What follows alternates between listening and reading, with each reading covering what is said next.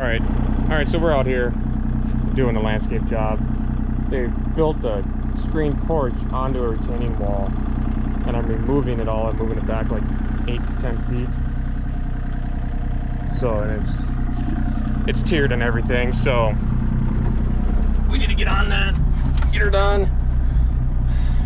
We're supposed to be here Friday, but it just ran out of time, but let's get you hooked up. All right, that's your view for now. Gotta be careful not to knock the house around and destroy anything.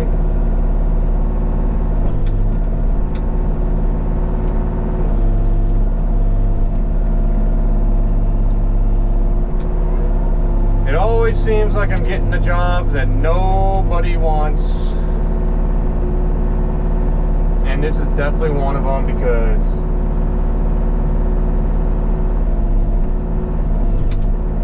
this thing is, I think that's the last one. If not, there might be one more.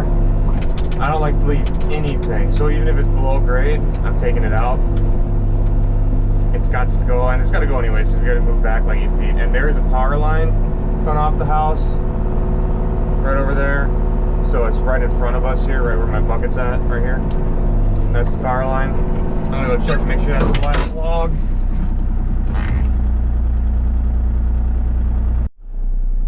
Alright, I had to get some before pictures. So, where this grade is at, which is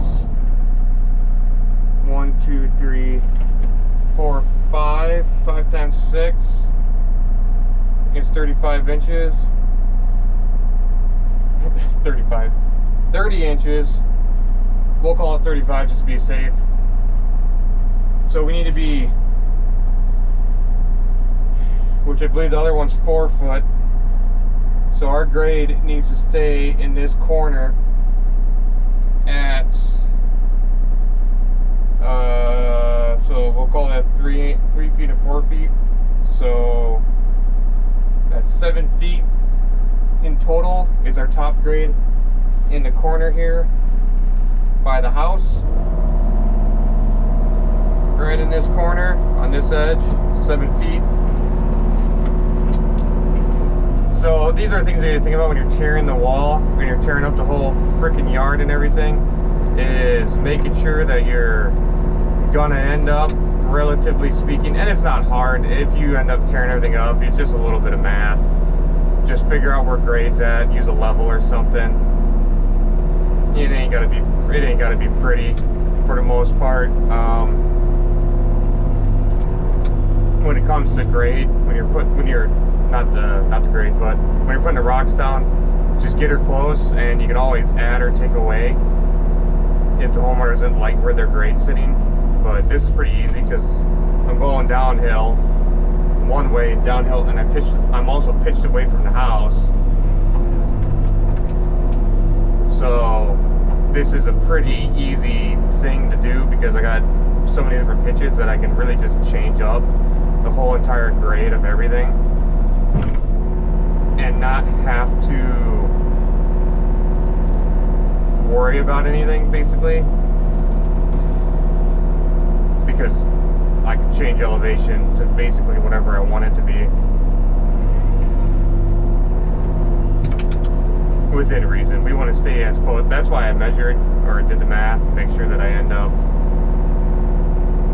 relatively close to the same grade by the time I'm done. So basically where I'm digging currently, I needed to measure or figure out the math of how tall the second tier is, the top tier,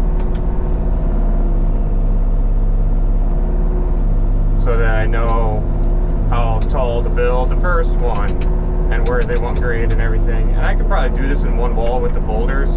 It's a 7-foot boulder wall, but I really don't like to go over 4 feet. And most people will say, oh, you need an engineer for that. You only need an engineer if your county, states, or whatever tells you need one. I looked up in Wisconsin regulations on boulder retaining walls,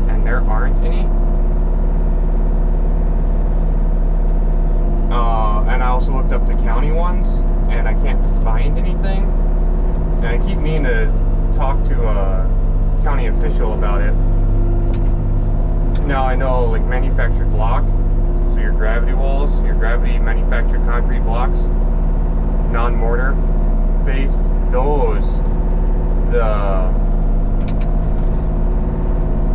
manufacturer requires some sort of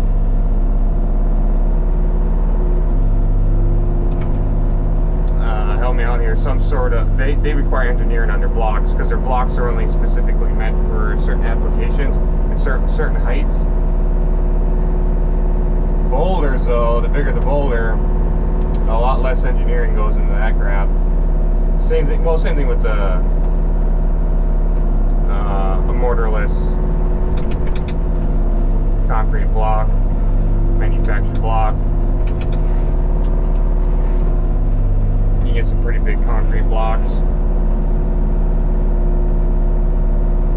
But I told him, he said, he's like, are you gonna tier it again? I said, I can do whatever you want. I'd rather tier it. And he said, yeah. He's like, I'd rather have it tiered too. He's like, I kind of like the look.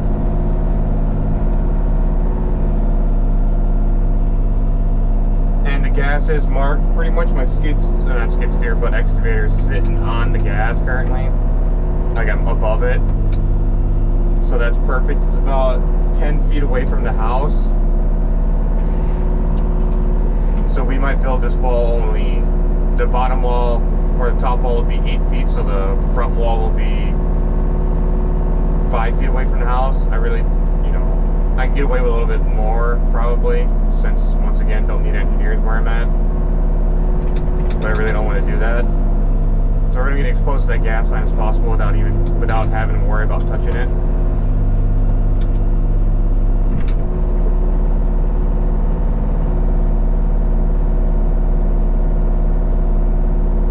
Once I kind of get this dug out right here by the house, I'll probably go down below, tear the wall out from there. Unless I think I can get some... Ooh, a dead man. First one.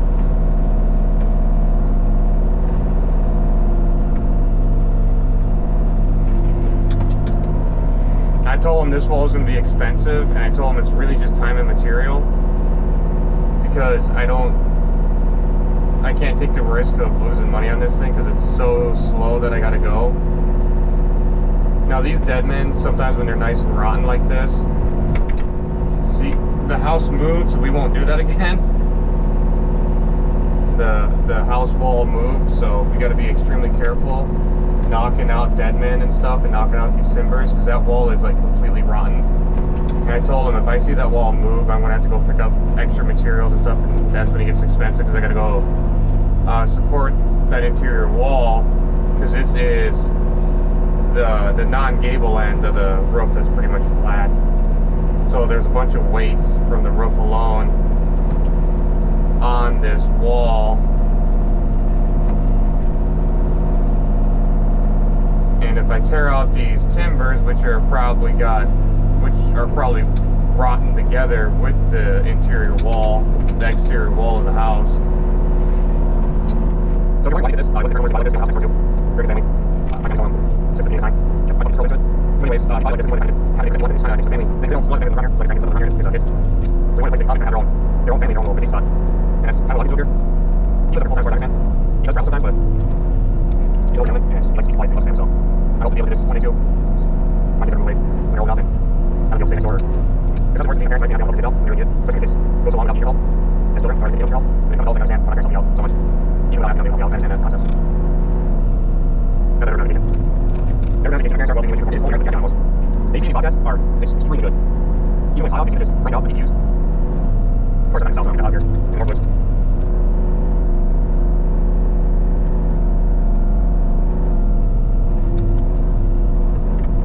I think it's somebody. So the homeowners decided to cut the electrical going to the garage. It's just a regular 110 or whatever it is. And we kind of pulled up, and they're going to reconnect it, redig it later, and everything, or redig a different line, one that's meant to be below grade. That's pretty line. So there's actual stuff. Or all very good. I think it's like 19 pretty cool and cover it. There's no photos to the ground, which is good. Yeah, really cool.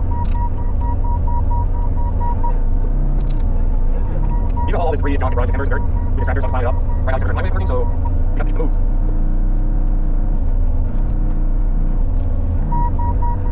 You check it out, cost and everything. So I'll go through that door ahead. It'll probably come down like $5 grand on this wall. For our whole project, that's this wall. If it's all stuff where he wants it. And when I'm hauling it out, it's going to save a lot of money for him. Because timber trash, so they're free to dump where the dirt is.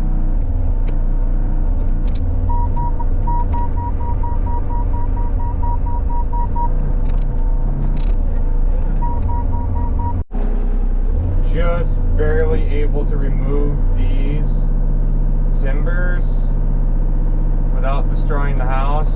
After I get this dead man, I'm gonna go double check inside the house because it looks like I bowed the wall in, the OSB, unless that's how it was. So we might have to go inside and shore up some stuff, which means I have to run to the lumber yard.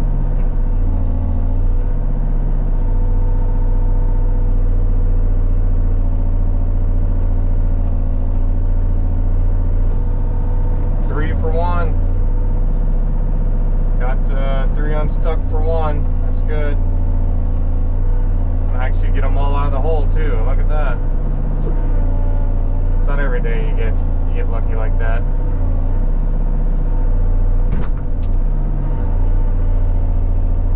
So I'm gonna go inside and double check all that.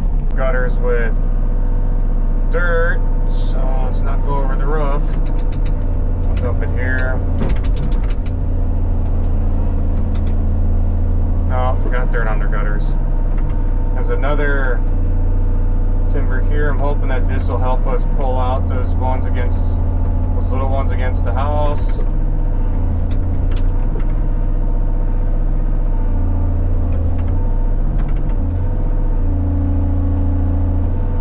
Or not. Just seems like she's not connected to anything.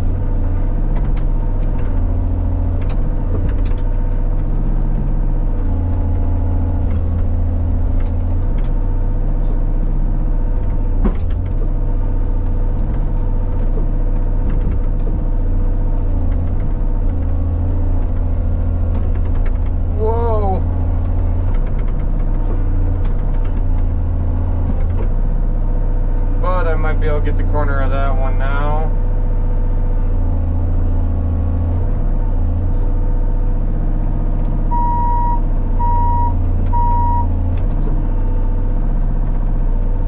Edge some of this wall away.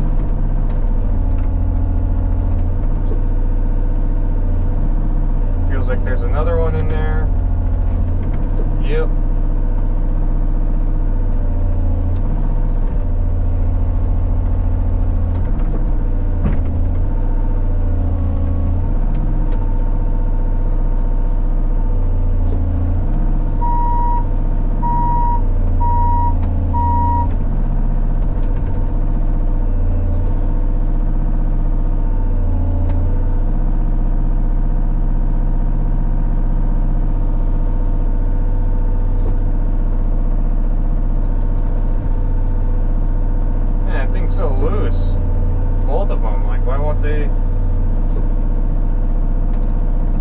Let's see if we can get this one out. Right here, it's somewhere. There it is.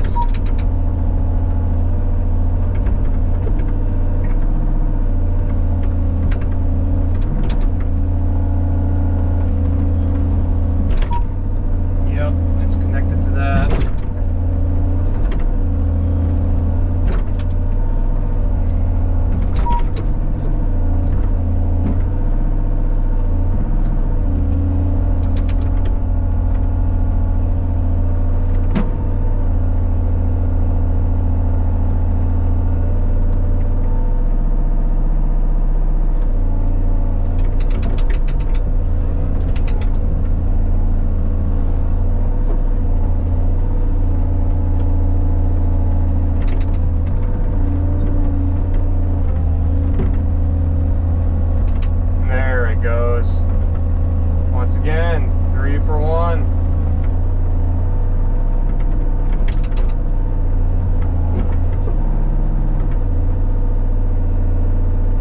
far, very little hand digging, so that's nice.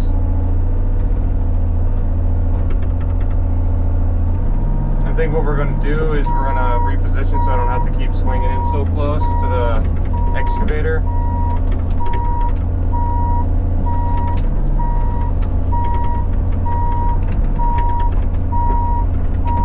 Get a little bit further away from the house.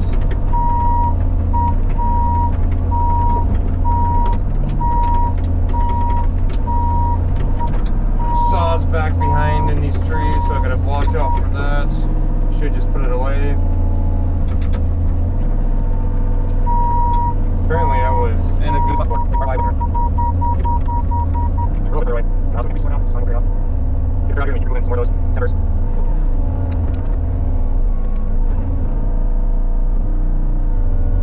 What's on the house? We're going to the house. I got right side. I thought these ones so long you need to replace the side anyways. And what's on the north, anyways. And everything's in the exact same spot. These are the exact spot, so they're the exact.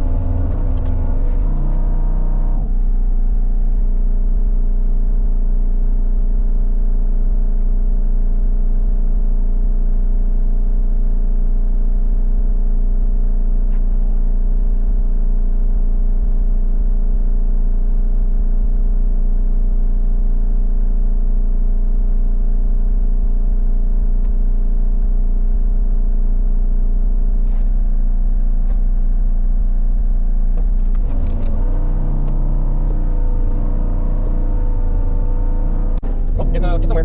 This between all those 90 to the house. We can back off this corner. It goes to this. We just report it out to 2x4. Area 2x4 wall. See through or whatever. Entry. We'll like basically. Why would you off that corner? Because that corner doesn't feel like waterproofing that corner basically. And we both know that that's off anyways. It would be a wild waterproof area. We don't feel like basically. And you can't find a contractor to work on this. So we got some work. Keep doing there.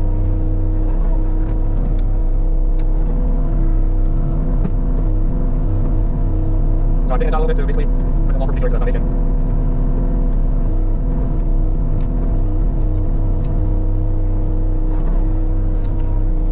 Pretty big. I wish I had slightly bigger boulders, but I'll grab them with this. I'll look it and dump. Just as it works around the trees. There we go. Yeah, outside the hole. Outside the house.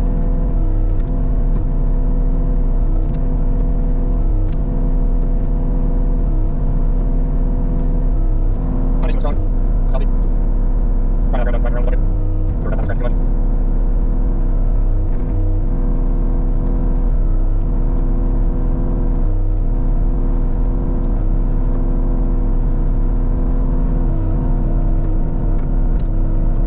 Smart, big rock. That's what I mean. So, I think my next so far is August. So I have to look at the sewing machine or some sort of permanent payments to force it around there while sitting doing nothing. Or just trade in a cheaper machine, come for it. And because of tax and stuff. So, I kind of help that, so that's about, you know, 3 ways something, the machine is slightly cheaper. Trade out for it. Hoping to lower my payments and stuff. It is $10,000 machine, so it's not that big. And I just don't get value for my 315, so I'm paying a lot more money a month. I'm just using a sale owner. You're going to that's nice. I mean, I thought it's buy all 315 market and sell for a price. They only have capital. That's a good stuff right there that you know. Yeah, just one big project stuff. Not for some reason.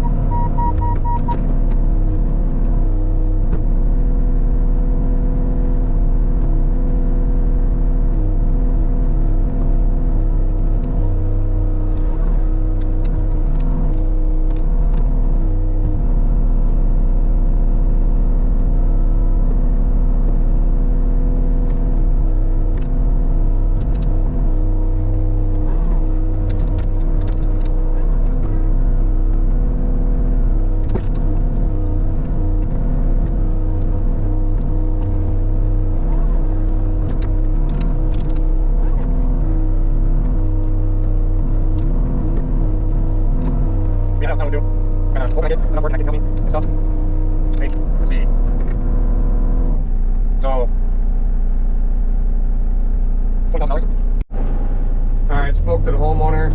He didn't want me to come past that corner. I said it's going to be hard to waterproof that corner if the boulders are right on it. So I said I won't dig out any further back. I was going to dig back, you know, a little bit more than that. But he said not to, so we ain't going to. I told him that I just don't feel like it's going to be comfortable, smart to put the boulders right on the corner of the foundation and this screen porch thing, or this 2-season room, 3-season room entryway. So, because if we put them right in the corner there, how do you waterproof that? It becomes such a headache to waterproof. Because you gotta flash it, you gotta do a whole bunch of stuff to it to protect it, so that you don't get water behind the siding and everything. And inside the building, inside the structure.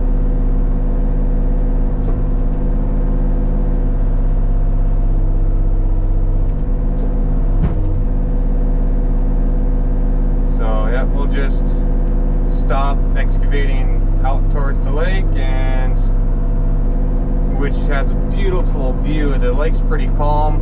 It's not choppy. It's wavy, but it ain't choppy. So good fishing apparently today. Phenomenal homeowner, very respectable family. He paid me a large chunk of this job down, good chunk of it, without questions. I told him, like, this is how much you're gonna want. He said, yep, when you want the check, you want me to mail it or you want to pick it up? I said, I'll pick it up.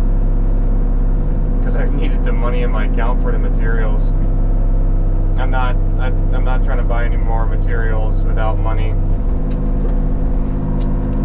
in hand. So I was doing that, and that really screwed me over in a couple of jobs, because now I have money on a credit card but no money to pay for those materials. So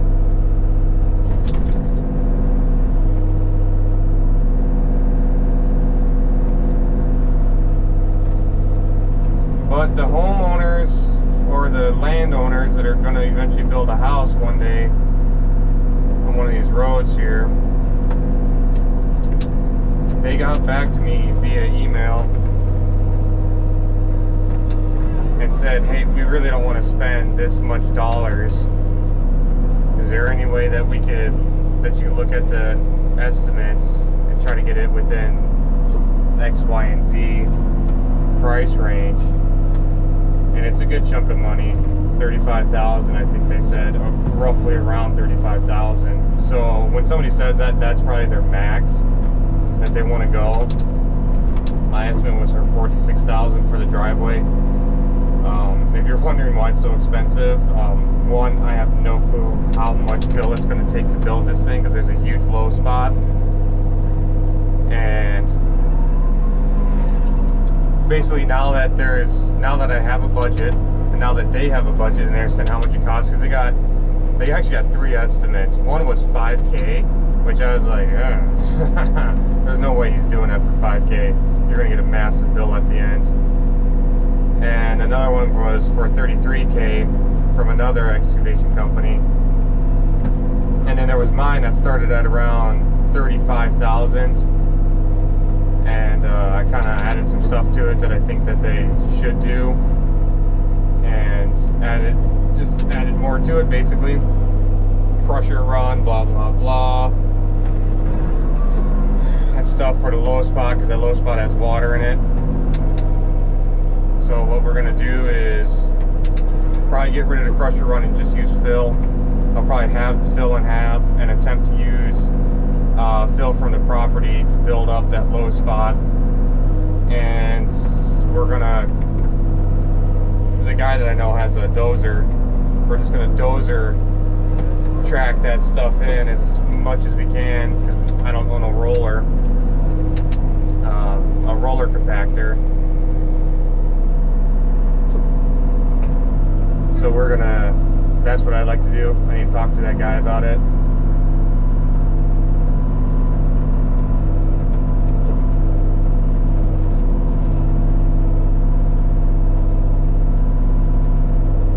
But yeah, it's a pretty big project. I told him, I just messaged him today about it. He's like, yeah, he's like, I think I can help out with that. So, and he's got a big 30,000 pound John Deere bulldozer. That'd be perfect for that job. I was just going to do it with a skid steer and an excavator. But if that kid's got some time to do, help me out with that, he can easily cut that thing. I can move ahead of him, cut the stumps out and everything, and he can just start bulldozing behind me a path. We can drop in. He's also got a skid steer we can drop in. He can do runs for gravel and stuff, and we can start dropping in gravel at the same time, same day, just to allow the dump trucks to get back there if we need fill. You know how many runs of fill we'll need. So we'll need a good base, minimum of 6 inches of base for gravel.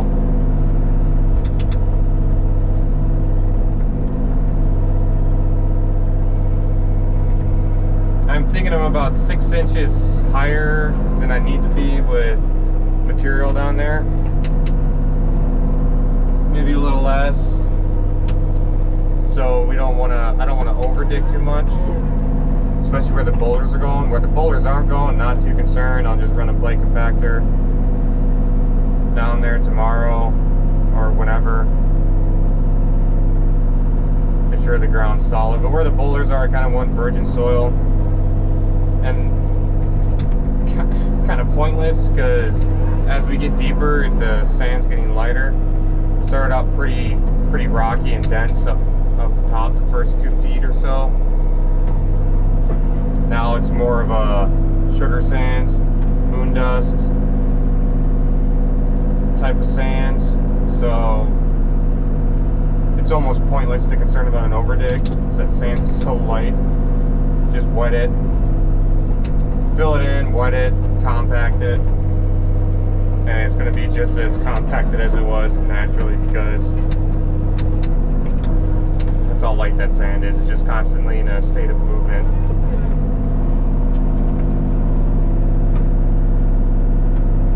But that's the kind of sand you get when you're by these lakes where I'm at, so